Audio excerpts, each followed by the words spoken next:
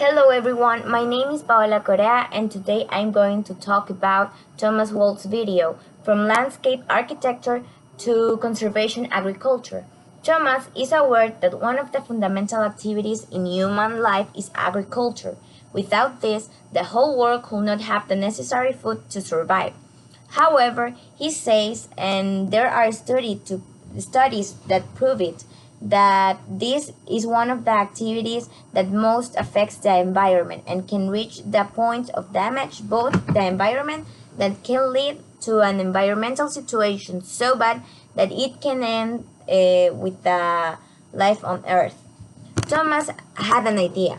He wanted to create a friendly environment.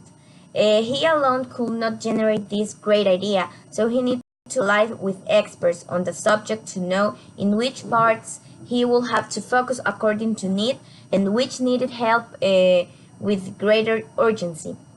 Therefore, he joined with scientists and designers to help prepare and design a system that will help the landscape.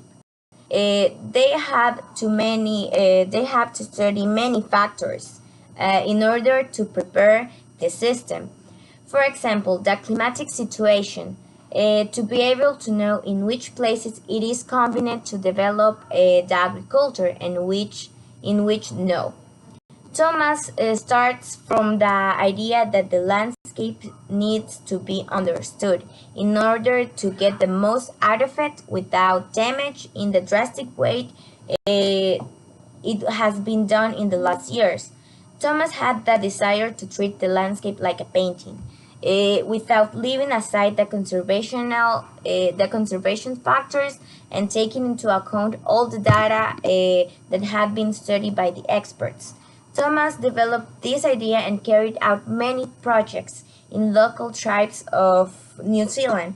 Thomas managed to build a healthy and stable environment where many endangered species can develop without any risk.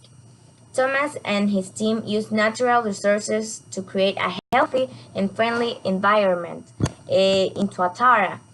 They create an ecosystem free of predators by implementing barriers for the protections of introduced species. In addition to that, their team installed solar panels to give power to speakers that could call the attention of more species and that will come to live in this new ecosystem. Finally, we can realize that Thomas takes into account many factors in order to create this desired ecosystem, and that it is possible to develop an ecosystem where it is sustainable and healthy to live without predators.